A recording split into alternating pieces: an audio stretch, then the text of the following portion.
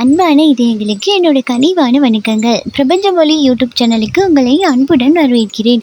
இன்னைக்கு வீடியோவில் நாம உங்கள் மனசுக்கு பிடிச்ச அந்த நபருக்காக நீங்கள் காத்துட்ருக்கலாமா அல்லது மூவ் ஆன் ஆகலாமா, நீங்கள் அவருக்காக காத்துட்ருக்கிறது சரியா அப்படிங்கிறது தான் இந்த வீடியோவில் நம்ம பார்த்து தெரிஞ்சுக்கொள்ள போகிறோம். ஸோ இது உங்கள் மனசுக்கு பிடிச்ச நபர்னு வரும்போது அவரை கூட நீங்கள் பேசலாம், பேசாமல் கூட இருக்கலாம். ஸோ அதை பற்றி பிரச்சனை கிடையாது. ஸோ அவருக்காக நீங்கள் காத்துட்ருக்க இந்த பொழுது சரியா அல்லது விலகி விடுவதா அப்படிங்கிறது தான் இன்றைக்கி நம்ம பார்த்து தெரிஞ்சுக்கொள்ள போகிறோம். ஸோ இது கலெக்டிவ் ரீடிங், அதாவது பொதுவான வாசிப்பு அப்படிங்கிறதையும் உங்கள் மனசில் வச்சுக்கோங்க. மற்றது உங்களுக்கு பர்சனல் ரீடிங் வேணும் அப்படின்னா நீங்கள் தாராளமாக இன்ஸ்டாகிராமுக்கு டிஎம் பண்ணி பெற்றுக்கொள்ளுங்க. நான் இன்ஸ்டாகிராமோட நேம் மேலே சைடில் கொடுத்து வச்சுருக்கேன், கீழே டிஸ்கிரிப்ஷன்லேயும் கொடுத்து வச்சுருக்கேன். உங்களுக்கு வேணும் அப்படின்னா நீங்கள் தாராளமாக இன்ஸ்டாகிராமுக்கு டிஎம் பண்ணி பர்சனல் ரீடிங் பெற்றுக்கொள்ளலாம். ஸோ அதுக்கு முன்னாடி ஏஞ்சல் உங்கள் ரிலேஷன்ஷிப்க்கு என்ன சொல்கிறாங்க அப்படின்னா அவங்களோட கைடன்ஸ் என்ன, அவங்களோட ஆன்சர் என்ன அப்படிங்கிறத நம்ம தெரிஞ்சுக்கொள்ளலாம். அதாவது தற்போது சூழ்நிலைக்கு ஏற்ற மாதிரி உங்கள் ரிலேஷன்ஷிப்க்கு உங்கள் நிலைமைக்கு ஏஞ்சல் என்ன சொல்கிறாங்க அப்படிங்கிறதையும், நீங்கள் அந்த ரிலேஷன்ஷிப்பில் இருக்கலாமா அல்லது மூவ் ஆன் ஆகிடலாமா அப்படின்னு அவங்க பதில் என்ன அப்படிங்கிறதையும் ஃபஸ்ட்டு நம்ம தெரிஞ்சுக்கொள்வோம். அதுக்கப்புறமா எப்பவும் போல தான் ஒரு கார்டிலேருந்து நம்ம என்ன விஷயம் அப்படிங்கிறத எடுத்து வைப்போம். மற்ற கார்டிலேருந்து அதை கிளியர் பண்ணி இதுதான் விஷயம் அப்படிங்கிறத தெளிவாக பார்த்து தெரிஞ்சுக்கொள்ளலாம். ஓகே, நம்ம இப்போ ரீடிங்குள்ளே போயிடலான்னு நினைக்கிறேன். ஸோ முதல் கார்டில் வந்திருக்கு வெயிட் அப்படின்னு வந்திருக்கு. அதாவது நீங்கள் ஏதாவது குழப்பத்தில் இருக்கீங்க அப்படின்னா தயவு செஞ்சு இப்போதைக்கு எந்த முடிவும் எடுக்காதீங்க. நீங்கள் கொஞ்சம் அமைதியாக இருந்தால் உங்களுக்கான ஆன்சர் கிடைக்கும். எஸ்ன்னு வந்திருக்கு. அதாவது நீங்கள் வெயிட் பண்ணுறது மூலமாக அவங்களோட ரிலேஷன்ஷிப் கூட உங்களுக்கு திரும்பி வந்துடலாம். அப்படி இல்லைன்னா உங்களுக்கே தெரியாத ஏதாவது ஒரு மறைக்கப்பட்ட விஷயம் உங்களுக்கு தெரிய வரலாம். ஸோ அது மூலமாக உங்களுக்கு இந்த ரிலேஷன்ஷிப் வேணுமா வேணாமா அப்படிங்கிறத முடிவெடுத்து கொள்ளலாம். ஸோ அவசரப்பட்டுறாதீங்க. இப்போதைக்கு உங்கள் மனநிலை சீராக இல்லை அப்படிங்கிற பட்சத்தில் கொஞ்சம் அமைதியாக இருங்க.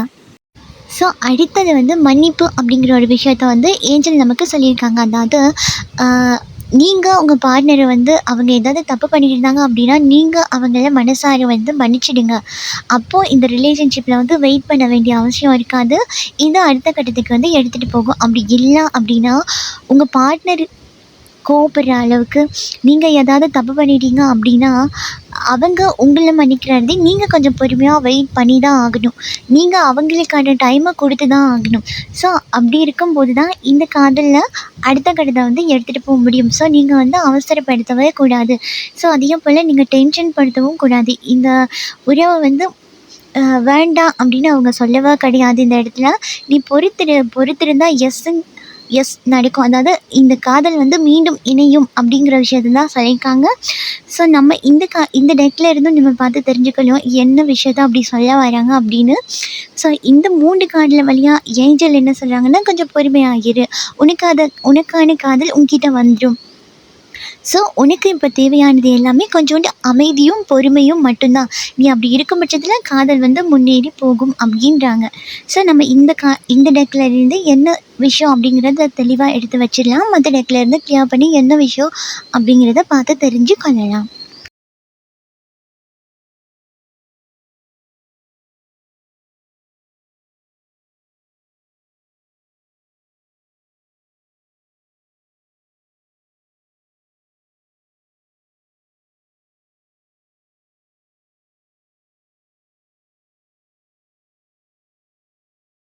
ஓகே, நம்ம இப்போ கார்ட்ஸ் எல்லாம் செலக்ட் பண்ணி எடுத்தாச்சு. இதெல்லாம் வடிவாக எடுத்து வச்சுக்கொள்ளலாம். அதுக்கப்புறம் ஒவ்வொரு கார்டாக எடுத்து என்ன சொல்ல வராங்க அப்படிங்கிறத பார்த்து நம்ம தெரிஞ்சு கொள்ளுவோம்.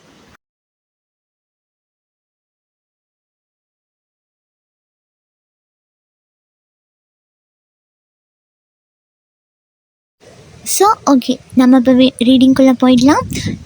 என்ன சொல்ல வராங்க அப்படின்னா சில விஷயம் உங்கள் பார்ட்னருக்கும் உங்களுக்கும் நடுவில் சில முட்டுக்கட்டைகள் இருக்குது. அதாவது முடிவெடுக்கிறதுலையும் சரி, இந்த காதலை முன்னெடுத்துகிட்டு போகிறதுலையும் சரி, சில சில குழப்பங்களும் மனக்கசப்பும் இல்லை இதை அடுத்து என்ன பண்ணுவோம் அப்படிங்கிற தடுமாற்றமும் உங்களுக்கும் அவங்களுக்கும் இருக்கும். இந்த காதலில் நீங்கள் பேசாமல் இருக்கீங்க அப்படின்னா கூட அடுத்த ஸ்டெப்பை எடுத்து வைப்போம் அப்படின்னா கூட இது சரியா, இப்போ போய் கதைச்சா நல்லா இருக்குமா அப்படின்னு நீங்கள் எடுக்கிற முடிவில் கூட சடனாக ஒரு முட்டுக்கட்டை வந்து அந்த விஷயத்த அப்படியே ஸ்டாப் பண்ணிடுற மாதிரி ஆகிடும். ஸோ இதுதான் இது சொல்ல வராங்க. ஸோ என்ன விஷயம் அப்படிங்கிறத தெளிவாக பார்த்து தெரிஞ்சுக்கொள்வோம்.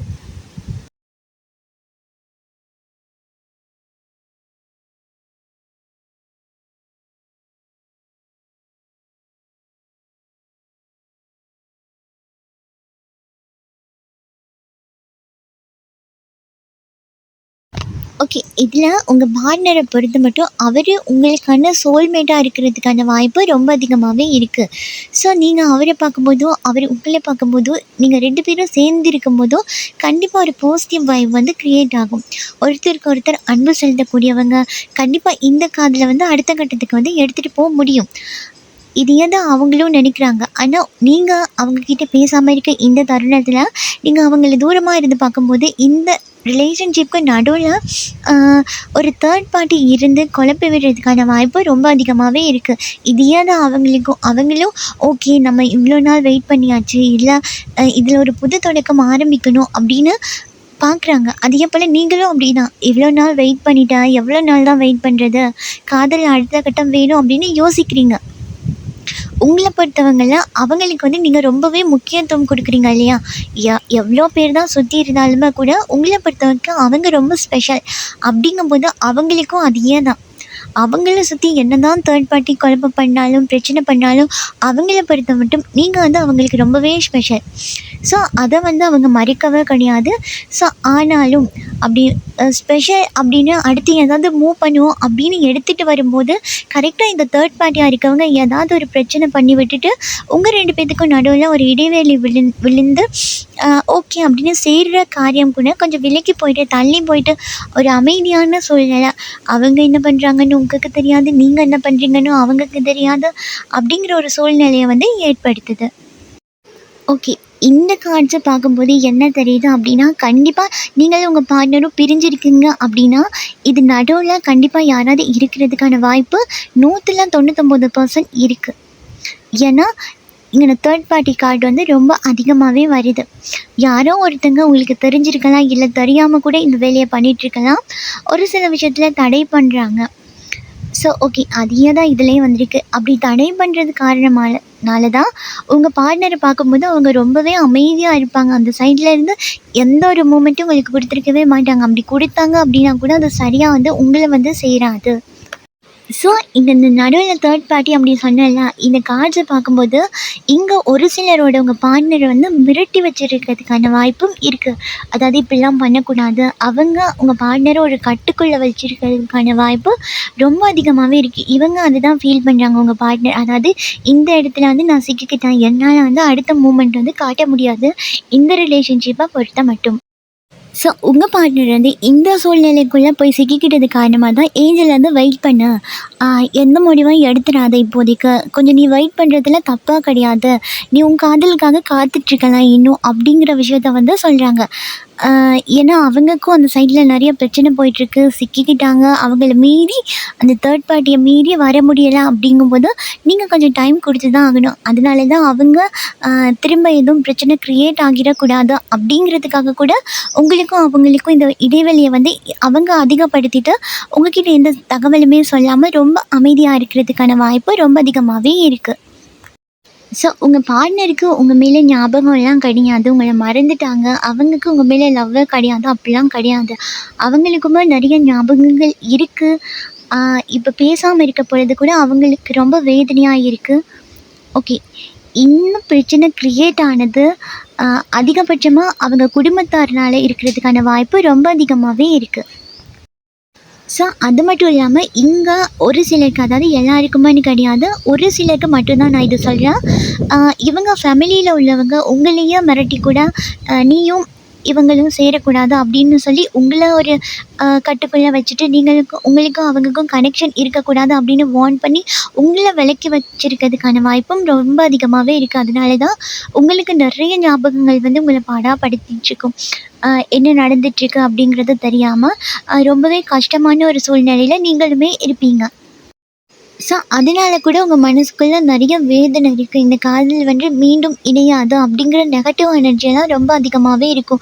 ஓகே, நான் அதுக்கு வெயிட் பண்ணலாமா வேண்டாமா அப்படிங்கிற கேள்வி கூட உங்களுக்கு ரொம்ப அதிகமாகவே இருக்கும். ஆனால் இங்கே நீங்கள் வெயிட் பண்ணி தான் ஆகணும். ஏன்னா அவங்க எனர்ஜி பார்க்கும்போது இங்கே பிளாக் மேஜிக்கெல்லாம் யூஸ் பண்ண மாதிரி இருக்குது.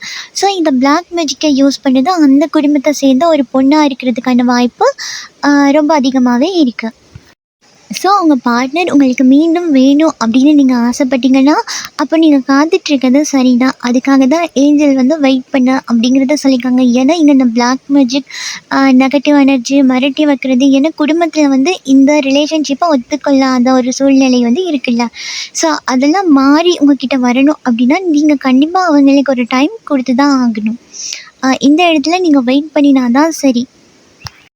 நீங்கள் வெயிட் பண்ணும்போது கண்டிப்பாக உங்கள் பார்ட்னர் உங்ககிட்ட வந்து கதைக்கிறதுக்கான வாய்ப்பு ரொம்ப அதிகமாகவே இருக்குது. எஸ், அதாவது நீங்கள் வெயிட் பண்ணுறீங்க அப்படிங்கிற பட்சத்தில் இந்த பிரச்சனைகள்லாம் முடிவுக்கு வருதா அப்படிங்கிற பட்சத்தில் கண்டிப்பாக அவங்க வந்து உங்ககிட்டயே காதல் சொல்லுவாங்க, உங்களையே திரும்ப சூஸ் பண்ணுவாங்க அப்படிங்கிறதுல எந்த விதமான மாற்று கருத்தும் கிடையாது.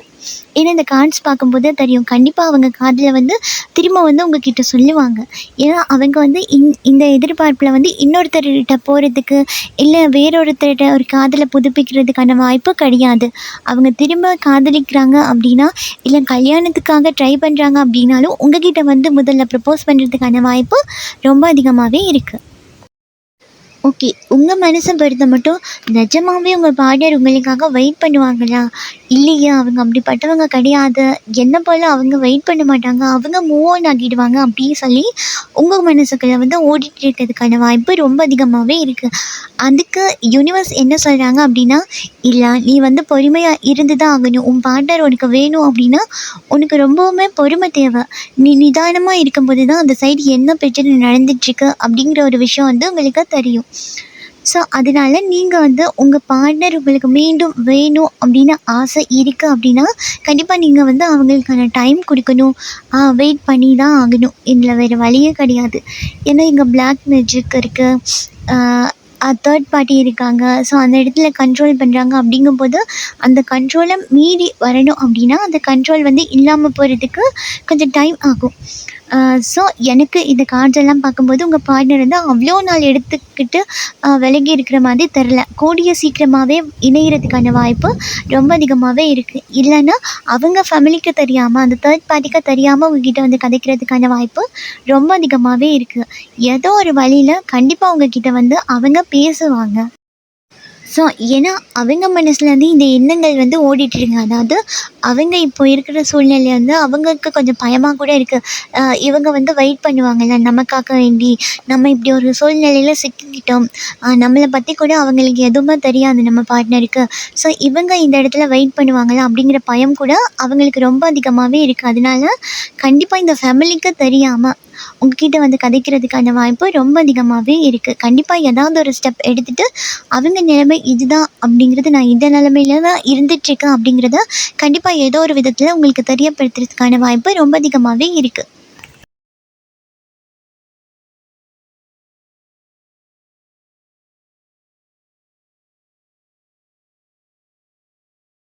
ஸோ இங்கே இந்த காலத்துலலாம் பார்க்கும்போது கண்டிப்பாக அவங்க வந்து உங்களுக்காக வேண்டி, அதாவது நீங்கள் அவங்க லைஃப்குள்ளே வரணும் அப்படிங்கிறதுக்காக கண்டிப்பாக அவங்க ஃபேமிலியை எதிர்த்து கண்டிப்பாக போராடுவாங்க. ஏதோ ஒரு விஷயத்தில் விட்டு கொடுக்காம கதைப்பாங்க. உங்களை திரும்பவும் அவங்க லைஃப்குள்ளே எடுத்துக்கணும் அப்படிங்கிறதுக்காக கண்டிப்பாக அவங்க சைட்லேருந்து ஒரு போராட்டம் பண்ணுவாங்க. அது கண்டிப்பாக வந்து சக்ஸஸ் ஆக தான் ஆகும்.